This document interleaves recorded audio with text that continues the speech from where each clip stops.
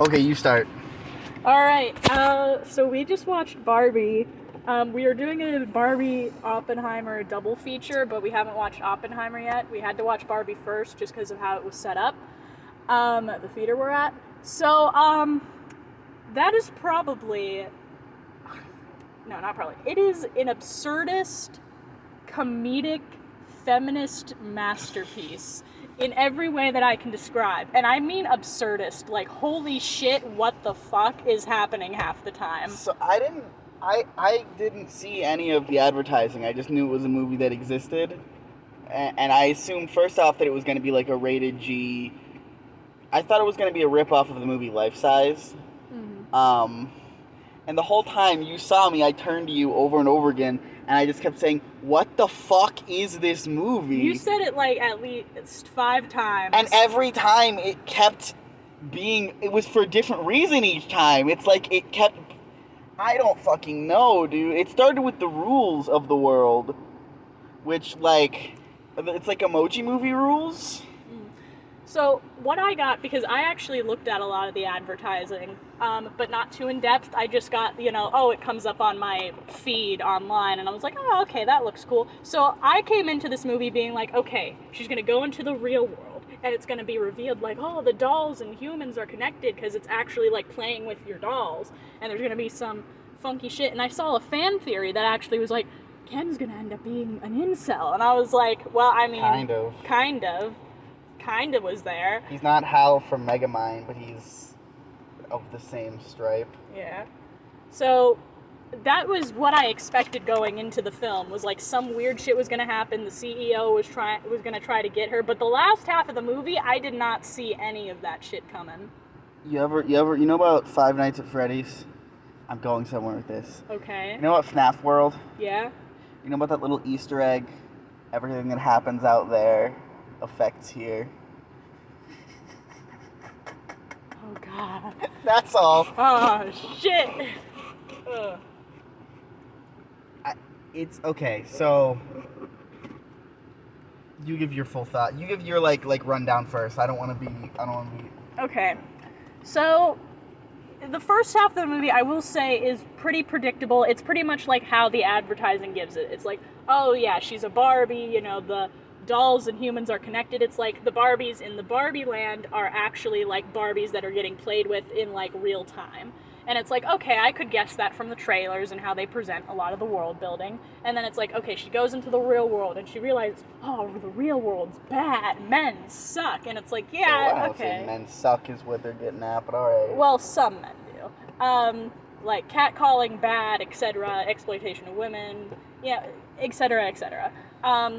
And of course, they have to have the scene where it's like the petty teenager who thinks they understand feminism and all that type of shit, giving their little rant about the social implications of Barbie, and it's very base. You think that she's being like cringe, but I think the movie was trying to say that she was right, even right then. I mean, she is kind of right, but the problem is that it lacks a little bit of nuance, especially if that's the only time that they present that. They never really circle back to that, except for later in the movie when her mom does it. And her mom, I would argue, more accurately depicts this in a way that is not against Barbie, but is for Barbie, because the young girl, who's also a character in the movie, she started off with, like, it's negative. Like, Barbie is actively, like, she calls her a fascist. Like, Barbie is actively made for the purpose of exploiting women. And that's not it at all. And I feel like the girl's mother perfectly emulates that message in a way that it's like, you're not wrong. Barbie is still a little bit of, like, a consumerist. But they have Fat Barbie and Wheelchair Barbie. Also, I'm sorry I cut you out. I'm sorry. It's okay. That Fat Barbie was fucking cute as fuck. You love fat women. I don't. I don't blame you. They're nice and soft. I feel like how it was presented with the girl was a lot more hateful towards Barbie, while her mother's kind of flipping it on its head and making it more positive. And that's what I liked that. And that's in the second half. And then, of course, Barbie goes to the CEOs and they're like, oh, we have to send you back. And it's this cool little chase scene. And that's when you started getting into, like, a lot of the what the fuck type stuff. That's when everything changed. I really went, what the fuck? Yeah, because that's when this whole movie kind of shifts from, like, stereotypical and what you can see to completely off the goddamn rails. Also, and nobody else is going to see this, whenever she was running around the cubicles, when she was, like, ducking, that's a shot from Phantom of the Paradise. I know it sounds absurd. No. I don't know if you've ever seen the shot of him just kind of, like, ducking and looking over. I don't know if they did that on purpose. I doubt they did. No one else will believe me. But you've seen that movie. I've seen it. You've seen that shot. I know that shot. That shot's iconic. Ah! That's, like, the most iconic shot of that movie.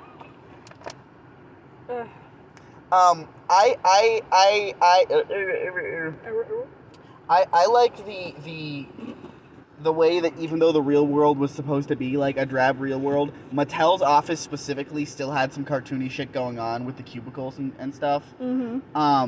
This movie though, it sounds so fucking stupid. First off, again, like I said, I thought it was gonna be like a kiddie like family movie. You said it was PG-13? It's PG-13. It's not PG-13.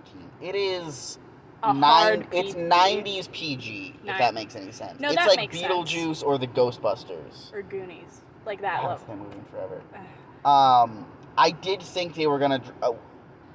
I was hoping they were gonna drop that. I thought they were gonna drop a fuck, which they have a censored fuck. Yeah.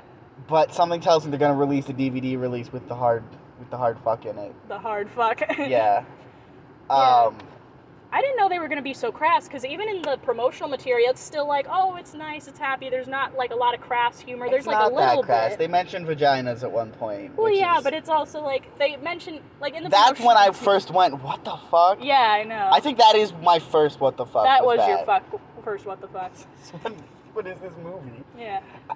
So I went in knowing they were going to have a little bit of crass humor, like the beach off joke. I know that was in there, and I was just like, okay, it's whatever. It's, like, soft PG-13. It's like it's like PG, but they have a couple swears and sexual humor. Back so they when have PG to do it. meant something. Essentially. Yeah, but even still, I don't know. It's weird. Like, the movie just goes so crazy in so many ways, and it's so silly and childish, but at the same time a little bit mature, so it's like, I don't even know how you would rate that. I would like to talk about the themes of the movie. We can talk about the themes. Okay. Can I go? Because I've wanted to say this. Yes, say it. This movie is... I like what they did with Ken. Specifically because... Okay, I feel dumb saying this as a man. I feel cringe, alright? Just say it. They made a feminist message by flipping the genders. Because Ken has lived in this world ruled by Barbie and girls and girly shit his entire life. Right? He finds a taste of a different life, and then he's, like, obsessed with it, right? And that's so genius, and I don't know if anyone else is going to be talking about that. I feel like commentaries and criticisms and whatnot are not going to bring that up. And how amazing that is as a concept, right? I have more, I guess, how do I... And the movie doesn't make it, like, doesn't sit you down and say that's what they're doing with that, right? And it also doesn't make it a perfect one-to-one. Like, it's still affected by their experiences with the real world, right? It's not just, like, inverse of the real world. This movie is capable, absurdly, insanely, of a lot of subtlety and depth. And there's one scene where they get really ham-fisted and preachy. I'll be honest, I did not like that scene. Because they are making points that I know they could make more like less ham-fistedly, because they've done that with other parts of the movie. They can show it to you, not tell it to you. Also, fuck you. I have mommy issues. Okay, you don't have to make me feel bad about that movie. Fuck you. No, everyone has mommy issues, dog. Okay, well, you gonna make me feel bad about it? Yes. I got daddy issues, and you yell at me when I'm like, I need a strong man to help protect me. You yell at me for that. You can find a strong man, but that's just not me. That's just not what I am, alright?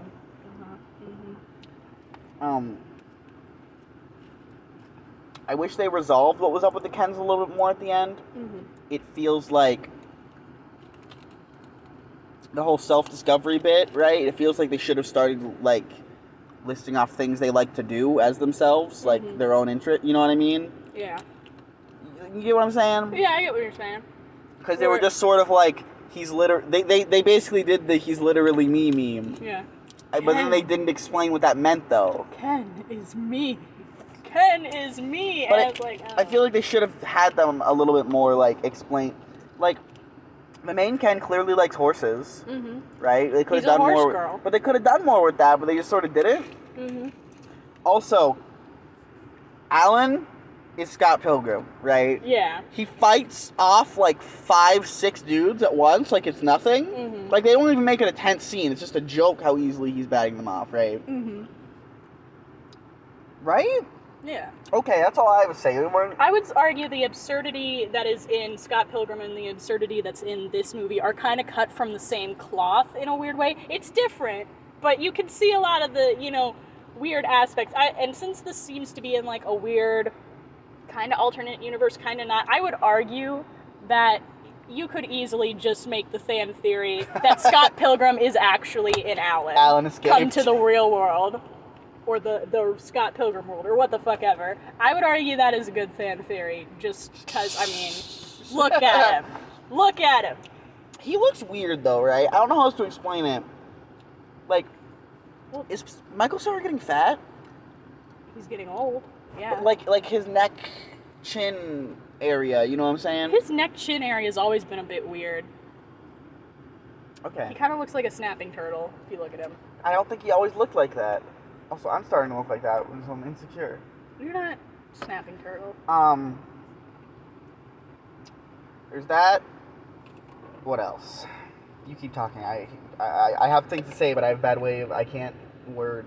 I feel like they show a lot of the issue. I really like when they first enter the world and they're both experiencing it from two different sides, where Ken is like, it's amazing. I'm finally respected and seen here.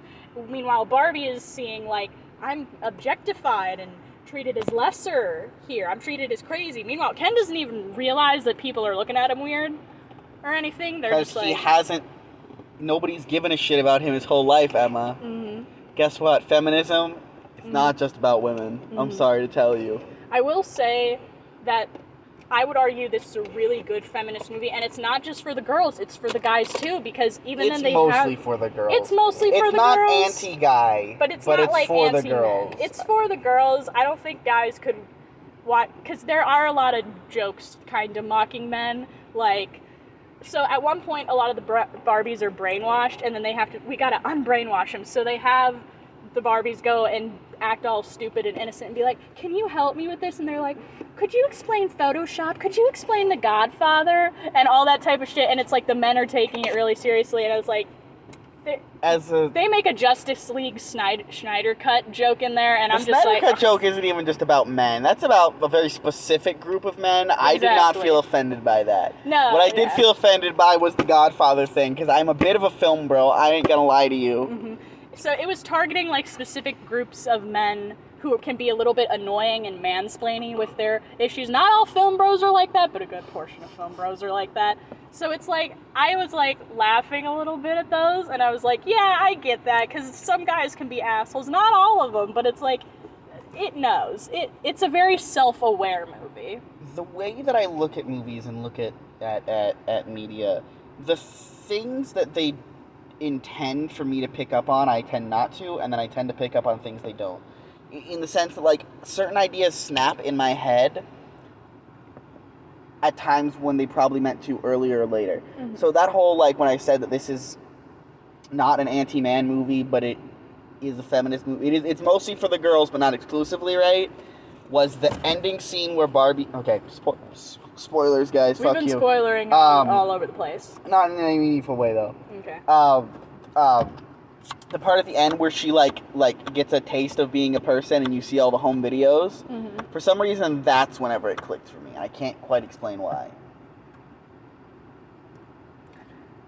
No, I kind of get it, because whenever I was watching that scene, I was crying a little bit. I didn't go full on cry. I was crying a bit. I just had to piss so bad I couldn't really. This man was pissing in his jorts. So it was very much a love letter to being a woman. That entire last scene with her and the creator of Barbie, Ruth Handler, was really beautiful in the fact that it was like what it means to be a human woman. Because you know all those memes where it's like being a woman and like there's something absurd, like it's like those memes of like going insane or like frolicking in the forest or whatever, and it's like me when I'm a woman or some shit like that. Girlhood is a spectrum. Pretty much. I mean, a lot of things that would be considered girly or like a girlhood type aesthetic on the internet, it's like, it's a feeling. Like, I can just walk up to another woman and be like, show her some absurd shit and be like, me when I'm a woman, and then be like, yes, that makes sense. If I did that to a man, they would not understand. They would be like, huh? So you like A, B, and C? And it's like, no, it's about the feeling in my bones. Yeah, so my reading of this movie is completely different than yours, because my oh, sorry, you're not done, I'm sorry. I think No, go ahead. The way I saw this movie by the end was that it used Barbie as a tool, but it wasn't really about Barbie at all. I saw it as being just about the human condition and how complicated and weird shit is, and how we try to cope with things like death and like identity, and that they just happen to use the IP of Barbie as their tool to tell this story. That's how I read it, at least. That's pretty much what I was saying, but for the girls. Okay. It really captures like personhood in a weird way that it's like you just kind of feel it. I feel like the cast was good. I feel like maybe the thing with Ken trying to kiss Barbie one last time before he gets slapped at the end was a bit much. Not writing wise, but for him, mm-hmm. I feel like that was kind of like a step too far, where I kind of don't feel bad for him anymore. Yeah. Like the first part of that, when he was crying on his bed and he tried to kiss her, was one thing. Yeah. But the point where she had to slap him was where it was like... Did she slap? I think he slapped himself. Did he? Yeah, I'm pretty sure he did. I'm sorry, I was too focused on having to piss. Yeah.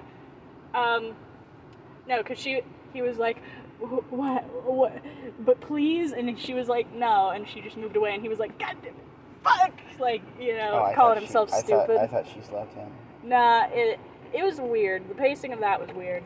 Like I said, I was kind of not looking at the screen for that shot. I'm a bad film bro. He's a bad film bro. I get the feeling that Oppenheimer isn't going to live up to the meme, and it's not going to be a weird... It's not going to be fun. It's going to be boring. Les Bomb, Emma. They killed people. They killed people? La Bamba.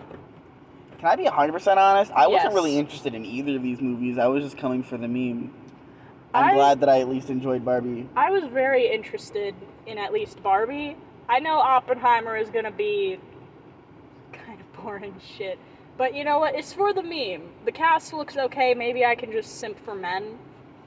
That's about it. Should we make this video like a double feature, a Barbenheimer review, or should we make them two separate ones? Well, we came here for the meme. Let's continue the meme. Okay.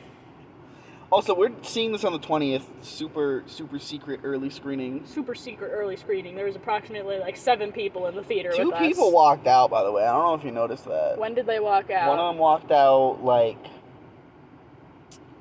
when the executives were going to Barbie Land, and one person walked out during the rant that I said was kind of cringe. Also, yeah, listen, okay, I am capable of nuanced thought, right? Mm-hmm. And like understanding parody and social commentary. Mm-hmm. The entire time, though, while I was watching this movie, and I'm not saying I agree with this, I'm just saying I can see into the future, there's a little Ben Shapiro in my head. There was a little Tucker Carlson in my head. Rambling and screaming about how insanely woke and anti-men this movie is. I can imagine it as well. Like, every time I saw something, I was, like, glancing over at you occasionally. Like, well, what? I'm not that kind of person. I know you're not that kind of person, but I was, like, waiting for some kind of comment on it. because I could feel the tension in my bones. It started with the varied cast of Barbies, including the wheelchair Barbie and the fat Barbie and the Afro-Latin Barbies, which I didn't like. Whatever, right? This is how. I mean, yeah. They right? have like Barbies. But like that was whenever the first little Ben Shapiro in my head was like, you know, and then it just sort of at every step of the way it was, and it's not what people are gonna try to paint it as, right? I don't. There's also a little bit of gay shit in it. Not lesbian shit like the conservatives thought it was gonna be, but more gay shit for Ken. You still owe me my money, bro. I'm not owing you shit. He wasn't confirmed gay. 2 Kens kiss him on the cheek. Actually, no. You know what? It's not gay, and we need to encourage more men to be like that. Listen, women do all sorts of shit that if men did it, it would be considered gay. Like kissing each other on the cheek. I always be kissing and cuddling my homies. Like snuggling for fun. Like all that shit, alright? We need to let men be close to each other without it being gay in the same way it is for women. So I take it back. No, Ken isn't gay. He's just comfortable with his friends. Yes. Exactly. I'm also glad they didn't do too much. I hope there's not a sequel. There kind of couldn't be a sequel with the way it's set up. No. There might be, actually. No. I could see the Ken movie. No, I'll kill where myself. He's trying to figure out who he is. Mostly, Alan could have been a really badly overdone Zoidberg-esque character if they kept, like, literally one more joke about him would have been too much for me. Yeah. Like, they very much rode that line of him becoming, like, a Meg Griffin Zoidberg-type character. Yeah. He kept his distance, but, you know, he was still... Ring Magic Ken, he's in the movie and they butchered him. He has a necklace that says Barbie on it instead of having a cock ring hanging from his neck. Which is like, come on, guys. Come on, guys. They already spent up their sexuality jokes too much with, I don't know, mentioning that vaginas and penises exist. Also, I had a thought. Where's my thought? Where did it go? I lost it. Are you sure this AC is on? It's still super hot. It's on, but not the full way. Because it's going to be real loud if it goes on the full way. It's so hot in here. Alright. I have 2 things to say, but it's nitpicks at this point. Go ahead, go One, I fucking hated the song in the credits. 3 things actually. 2, I forgot Lizzo was a real person, so we were watching with captions, and it mentioned that the singer of the song in the beginning was Lizzo. I don't listen to the radio, right? I forgot Lizzo was a real person and not just, like, a meme character. Like she's an actual singer and, like, a celebrity that people know about. And not, like, just an influencer? She's not even an influencer. I just think of her as, like, oh, that person that the conservatives get mad about for existing, and people look at a fat black woman and go, whoa, Lizzo! Like, oh, that's a real person that, like, isn't just, like, Doge. No, she's no, I know. No, listen, I'm not trying to dehumanize her. I mean, I literally forgot. I forgot that she was a person. He forgot. Like, trying to think of an example, even. I'm Saul Goodman. Did you know you have rights? The Constitution says that you do that. No, that's a great example. So, yeah. You know, people that play voice acting role. Tom Kenny is a real person. You know about that? Yes. I forget about that sometimes. See SpongeBob, it's just, oh, it's SpongeBob. Who the fuck is Tom Kenny? Oh, yeah, it's like a real person.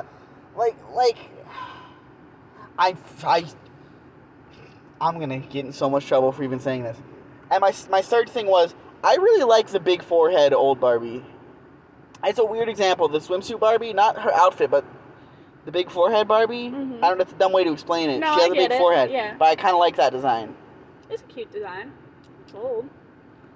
I don't like Margot Robbie as an actress, in general. Here it is. She looks like my dad's ex-wife, who used to beat me horribly. She looks less like her in this movie.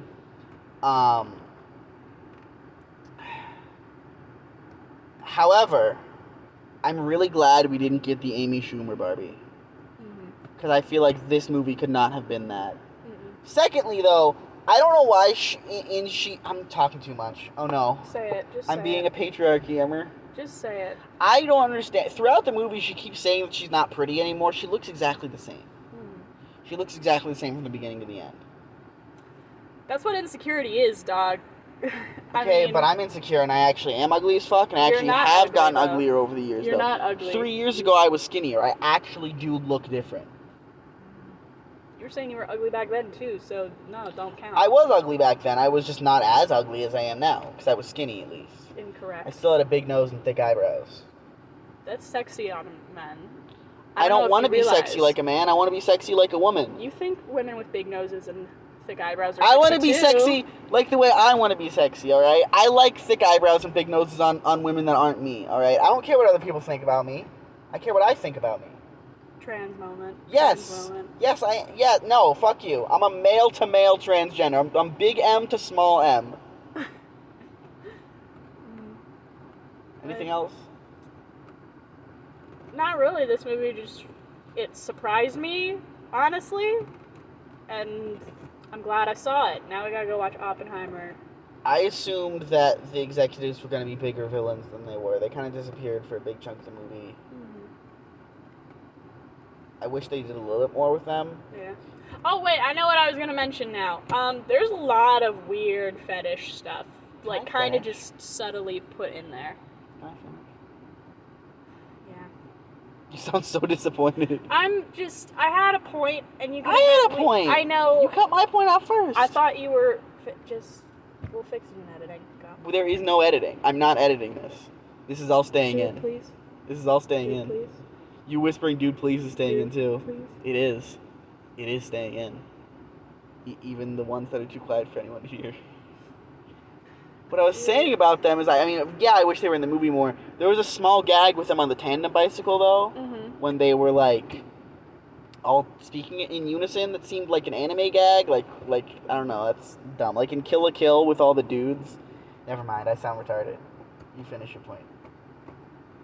There was a lot of weird fetish shit just kind of sprinkled in there. Like, not even just, like, the feet stuff with her having, like, flat feet, because that's in the promotional material, so I can say that and it not be, like, spoiler. But there's a couple of other weird things in there, and I'm just like, I noticed it, and I was like, why is that in there? That didn't need to be in there. Why? Like, the tickling thing, I was like, okay, that's something. I don't think that was meant to be a fetish thing. I don't know, it's just random, and it's, like, unnecessary, and it's like, why? Tickling is fun. I know it's fun and like quirky. Innocent fun, yeah. It's fun and quirky, but it would just, I don't know, it was like, Considering the foot shit as well, I was just like, okay, that's something. That's the writers being weird. I mean, you can try to sneak it in, but I have a nose for this shit, and I can smell it a mile away. BDSM, but the B stands for Barbie. Yes. You made that joke in the theater. I did, because it's true. Okay. Let's get out of this hot-ass car and go I'll be honest. Recording go. There's no editing, so don't say anything sus. So we saw Oppenheimer. I would like to go first this time. You may go first. The movie was long and boring, and the least long and boring part was still anticlimactic. So I went into this movie thinking it was going to be a movie about the Manhattan Project, and I haven't seen any of the trailers. I don't know if anyone has. This movie is mostly just a meme. Like, more so than the Barbie movie. I think people actually want to see the Barbie movie. I think people went to see this because it came out on the same day as Barbie, right? So, I think at one point they literally do lay bomb, it lay kills people, but like unironically, whenever the one dude is like bitching at him, like, "Yo, where did your morals come from, huh? You built a bomb that kills people, bro." Right? So the first like 3/4 of this movie, 2/3 more like, 2/3, is about the Manhattan Project, and is about, that's what I came here for, right? And then the entire time it's flashing back to this presidential cabinet appointment for Robert Downey's character, right? He looks old as fuck. Like, I know his character is old, but like, is he old? Robert Downey Jr. is over 50. Okay. First of all. Second of all, everyone is in old makeup. Okay. Every single actor. So that was what they framed it with. I think they should have, for what they were going for, they should have started the movie in Robert Downey's character, because ostensibly after they do the bomb, right after Les Bombs, it starts focusing on that trial completely and sort of just brushes over the end of the Manhattan Project. Mm-hmm. And so I feel like instead of showing us that as almost like a backstory to the trial, they should have shown that in the center. Like, obviously they were switching around the whole time, which the switching around is bullshit, alright? Mm-hmm. I didn't know Christopher Nolan made this going into this, and I can tell in all of the worst ways. Mm-hmm. So there was 3 different time periods it was cutting between. The Manhattan Project, the cabinet approval, and then Oppenheimer getting grilled in this room, right? Mm-hmm. It should have stayed like that. Mm-hmm. It should have stayed those 3 and not cut to anything else. But it kept cutting to random points in the timeline. Mm-hmm. Like when someone would bring something up, it would do a flashback. And I swear to God, they did a flashback within a flashback at some point. Yes, they did several times. And so they were doing it smart for part of it, right? The appointment and Robert Downey's character was all filmed in black and white. Mm-hmm. It was as if you were watching the trial on TV, as if you were watching the appointment on TV, mm-hmm. which would be black and white at that time. Mm-hmm. Okay. The Oppenheimer getting grilled in the one room it's in color, but it's all in that one room, so you understand. Yeah. And then the rest of the movie is just when it happens. Mm-hmm. But then they keep cutting between shit, and sometimes make shit black and white for no reason, sometimes they don't. And tell me if I'm wrong. Mm-hmm. And this might literally be my brain filling in the gaps. Mm-hmm. When I was watching the black and white, I could have swore that things kept popping into color, like, slightly. As dumb as that sounds. It's also clear to me that they recorded that in color, mm-hmm. and then put a black and white filter over it. They did not film it in black and white. There may have been glitches, but I didn't notice anything. I don't think it was glitch. I think it was just my brain filling shit in. It's your brain. So I would like to explain this. Fine, go. I would like to explain the whole black and white and color thing. So I said this at the earlier point in the film, and you completely disregarded me, and I thought I was right, but then later on when we got to the end of the movie, I was like, no, I was right the whole fucking time. What? The black and white is Robert Downey Jr.'s character perspective. Yes, it's in the future, from, like, the events of Oppenheimer getting grilled and then the actual events of the Manhattan Project, but it's from his perspective, because one of the shots when they're at that big round table, it's from Downey Jr.'s perspective. That's a different meeting. I know it is, but it then cuts back in color at a later point in the film from Oppenheimer's perspective.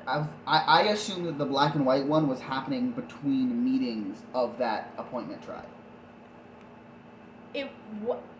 That's what I'm saying. I'm pretty sure that happened within the same time span, and the color one happened earlier. Are you sure? The fact that we have to figure it out is a mark against the director. So you remember when they were talking about... Make movies that make fucking sense. Exactly. Remember when they were talking about, and they had to circle places on Japan where they would do it. That takes place in the same meeting, the meeting with the plant in the middle, that's the same meeting at the same point in history, because Robert Downey is there, the other people are all there, and Robert Downey comes in and he's like, there's a spy at your camp. That's the black and white scene that you missed because you were in the bathroom.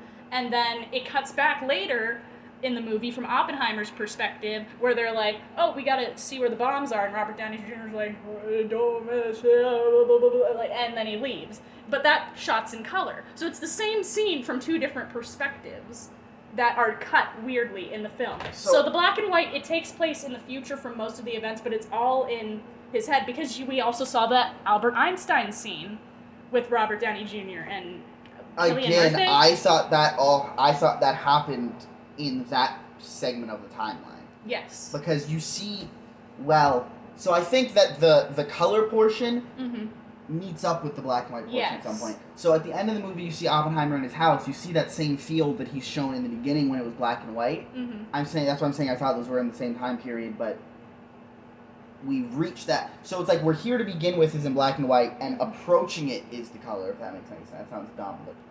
It kind of makes sense. One thing that's good, that's not a complaint, the one good thing I have to say,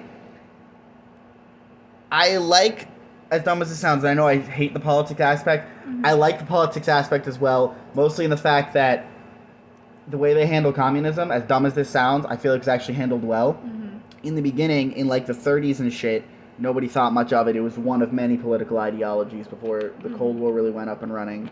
Mm-hmm. And the movie wasn't trying to... it didn't feel like the movie was trying to push a political message onto me. Mm-mm. It felt like they were showing characters going through whatever it was they were going through. Mm-hmm. The movie it takes itself way too seriously. Mm-hmm. It's way too dramatic for even for what it is. And the best parts of the movie were parts where characters were interacting like regular people in a lighthearted way. Like, oh, I don't trust you. No, I don't like that. You don't like anything, whatever. Yeah. That was nice. The scope and impact of the nuclear bomb is not properly expressed in this movie. No. It is something that it seems to be assumed that the viewers will understand. Mm-hmm. When they do the test, there is no sense of scale. Mm-hmm. You see close-ups of a big explosion. Mm-hmm. It is not clear to me how big it is. It is not clear to me how powerful it is. Mm-hmm. We do not see anything destroyed.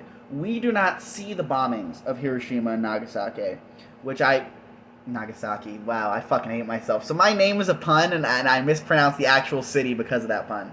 I pronounce it Nagasaki with an I at the end.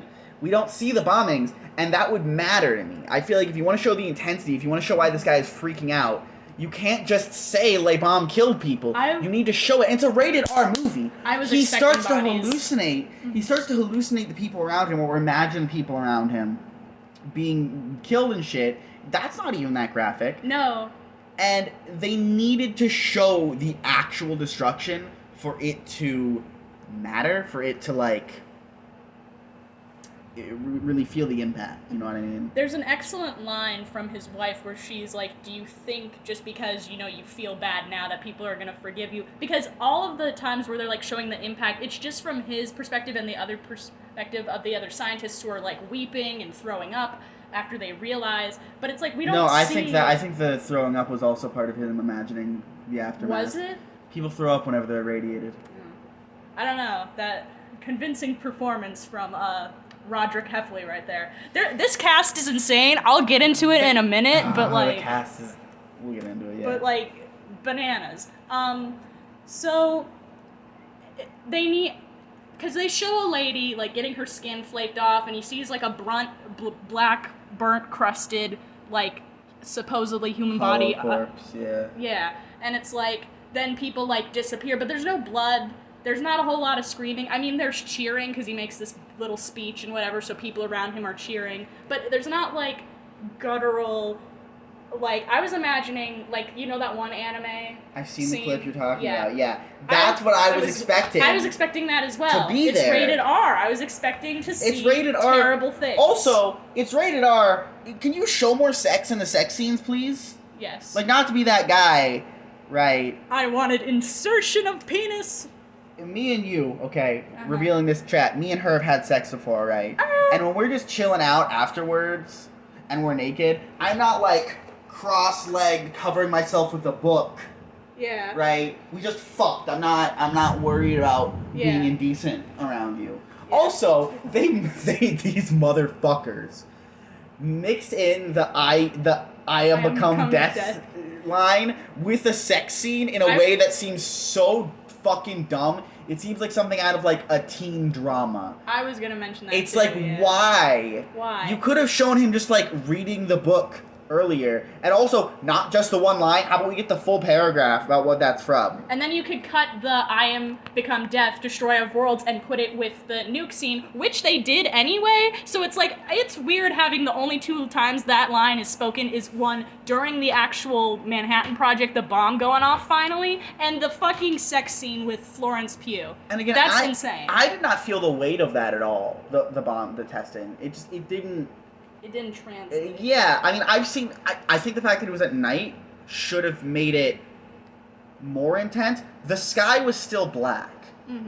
That's not what it would be like. Mm-hmm. There's been fires. There's lightning happening right now, lighting up the whole sky. Yeah. A nuclear explosion should light up the sky as if it's daytime, you know what I mean? Yeah. And I don't know if that's because... I don't know how deep Christopher Nolan went with his practical effects on this movie because I didn't do any research. Apparently there's no CGI, even though the clip of the Earth is definitely CGI. Mm-hmm. Okay, here's my question, bro. You worked with the U.S. military to make the Batman movies, right? Mm-hmm. You have, how much is your film's budget? Set off a real nuke. You can get a Set real off a nuke. real nuke. That's what I was thinking. I was like, there's no way in hell they could have gotten a real nuke. But then I was like, it's Christopher Nolan. He absolutely could have gotten a real nuke. They didn't.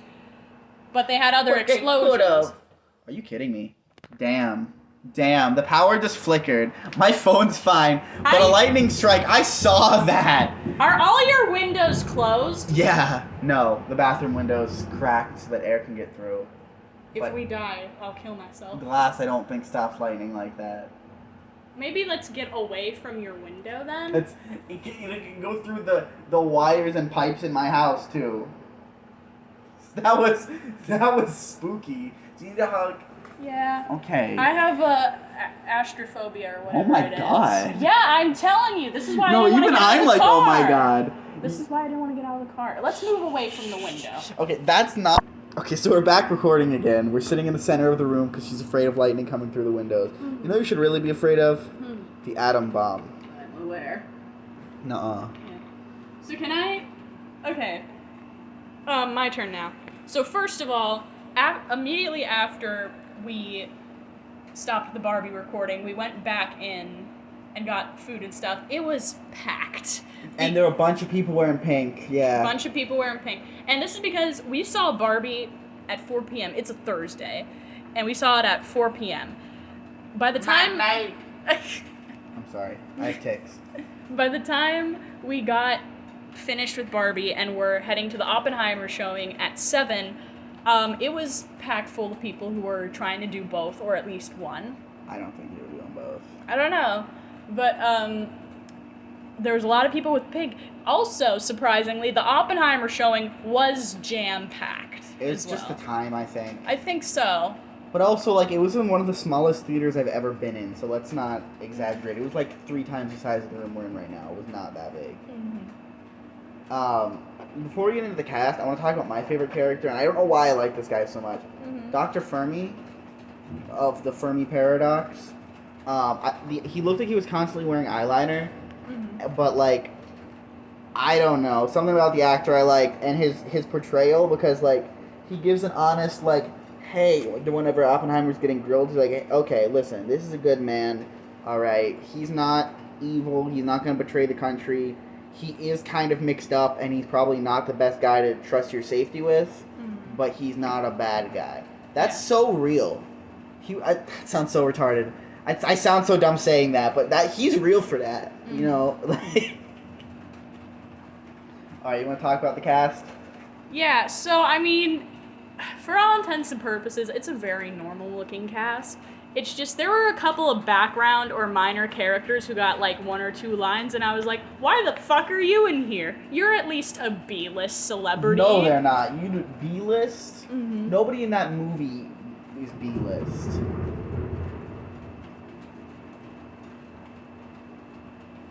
She just covered her ears because she saw the lightning. Shut the fuck up. What would you... Never mind. Don't ask me questions. What would you do if something horrible happened? What would you do? Shut the fuck up. No one was B-list? No. A-list? All of them? So the guy that played Ken, Ryan Gosling, yeah. He's B-list. He is not B-list. You take those words out of your mouth. Blade Runner 2048. The list is the whole alphabet. The list is the whole alphabet. Are you aware of this? No. None of those the lightning. Shut the fuck up. None of those actors. None of them. So list off some of the people I know. The guy that plays Steve in American Dad is there. Yeah. Josh Peck is there. Mm-hmm. The guy that plays Roderick is there. Mm-hmm. I could have swore the dude that played Gideon in Scott Pilgrim was there, but it wasn't him. No. Apparently the guy that played Obi-Wan Kenobi was in this, but Obi-Wan Kenobi was an old fart all the way back in the 70s. I'm pretty sure his actor is dead. You know the Obi-Wan Kenobi. Don't say my name! Fuck you! I'm not editing this. You just dox me. Dude, just edit it. No. Don't be a pussy. No. This arguing is gonna be in there too. Don't be a pussy. I have other shit that I'm editing. I have other shit that I need to do. You're not doing it right now, are you? This is all staying in. You're a hoe and like a little bitch boy. Okay. If you're not gonna edit, expect slip-ups like that. Doxed. Anyways, Naga. 1800 Pennsylvania Avenue, Washington, D.C. Okay, Naga. So, you know the Obi-Wan Kenobi I'm talking about. I'm talking about young prequels Obi-Wan Kenobi. That guy. That was animated, though. You're being a smug little bitch, and I hate you. Ewan McGregor, that's the guy. The boxing guy, McGregor? No. McGregor versus Pacquiao, right? Oh. Isn't he black?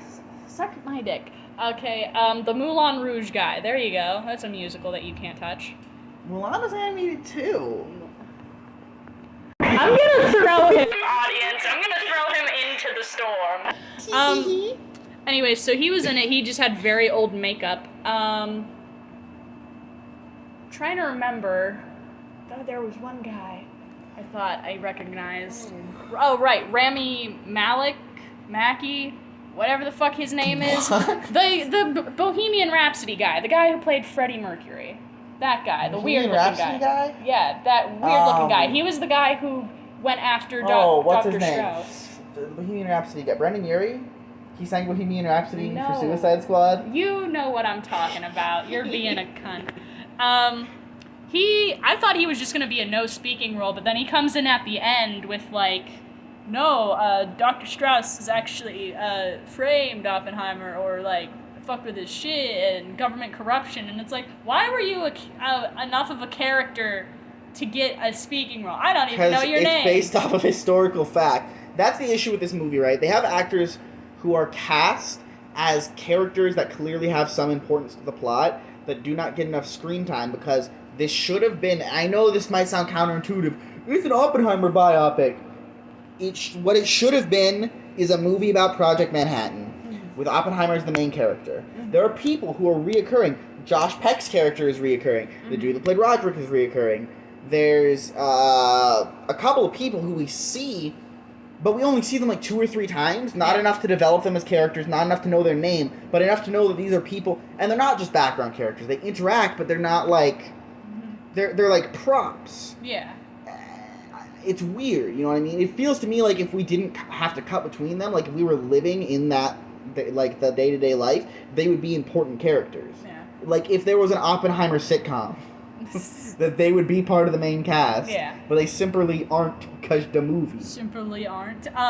Because, there's also the guy who played that scientist, evil man in Stranger Things. He's in there as one of the scientists. There's a female scientist. I know, but for the audience.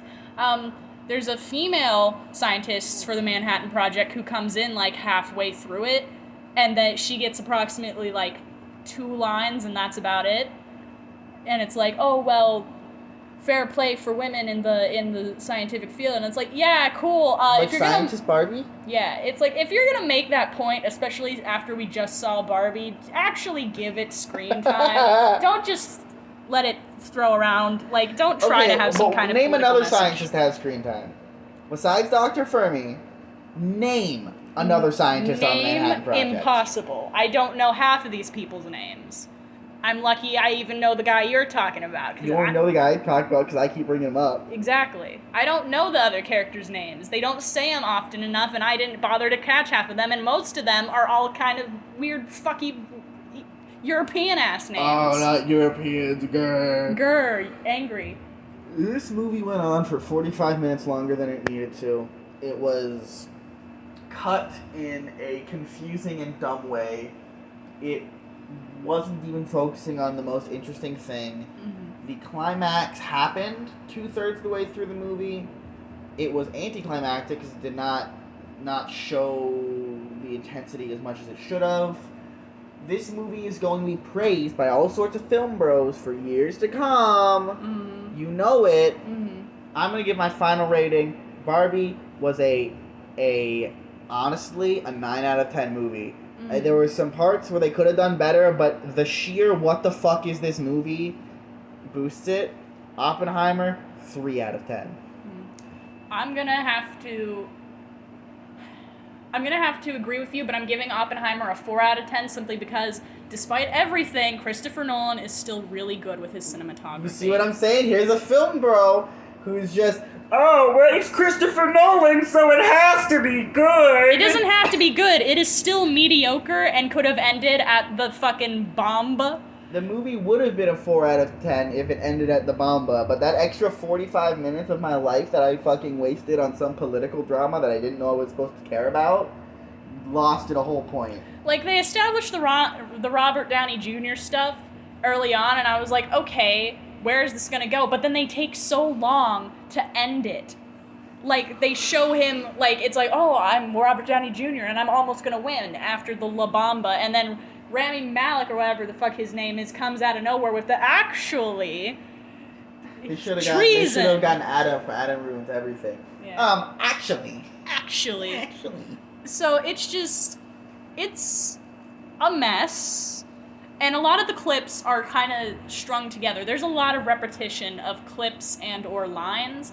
Because at some point they cut to the one army dude played by Matt Damon, who's like, they ask the question, do you think he could have be approved by the standards now? And they don't give you the answer. And that's at the first half of the movie. And then later they do the same thing in the second half of the movie, but they have it. They actually he gives the response. They could have just cut that part to when they showed it earlier. It would have had the same effect. I'm taking back what I said about Barbie. 8 out of 10 because I forgot they have the fucking CGI SUV during the chase scene. Oh, right. The very clearly computer animated car for some godforsaken reason. I'm still keeping it at a 9. Fuck you. But yeah, there was a lot that was unnecessary about Oppenheimer. Like, cool. Because, I mean, it starts off with him being a student, and the first 10 minutes, I was genuinely confused, and I had to ask this loser what the hell was going on, because I didn't know how they were jumping things. I don't know if that's... Neither did I, really, bro. I was just making my guess. Yeah. So, the first, 10 minutes are confusing as hell. I didn't know... I thought his first girlfriend, who later kills herself, I thought that was his wife, and that he had been cheating. He did cheat eventually. He did cheat eventually, but that wasn't what that was yet, and I was confused.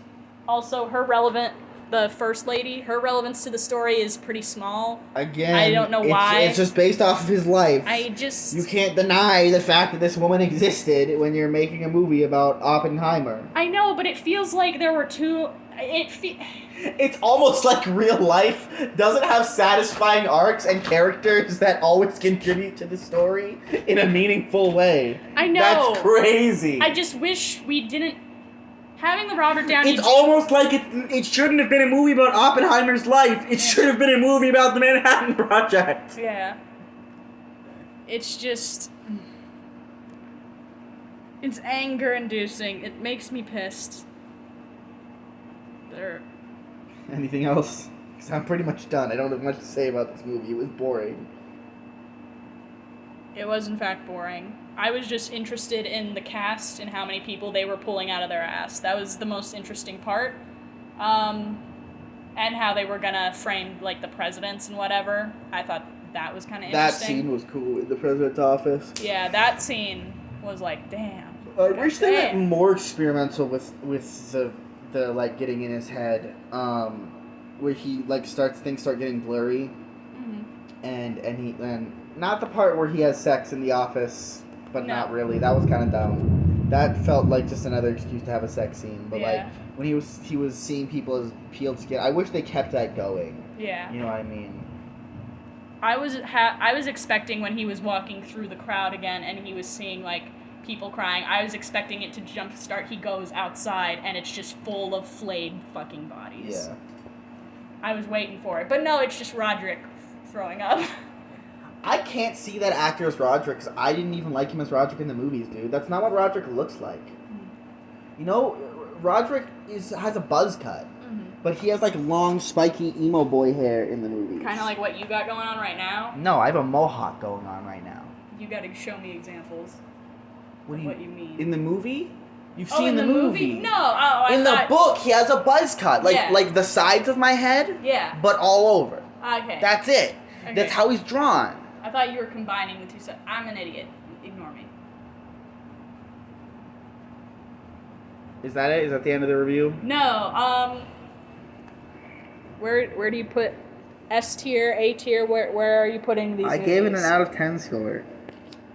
Oppenheimer, D tier. If you can watch pretty much anything else, do it. It's not bad enough to be so bad it's good. It's not good enough to be good. Mm-hmm. Barbie, 8 out of 10. It could have been done slightly better. There were things where I feel like it missed, but where it hit very well. A tier? It seems like a movie that I would have liked in my childhood and would have become an iconic part of my childhood. A tier. Okay. I pretty much have the same opinion, yeah. Get your own opinion. Well, I mean... Get your own opinion, thief, loser. You're the loser.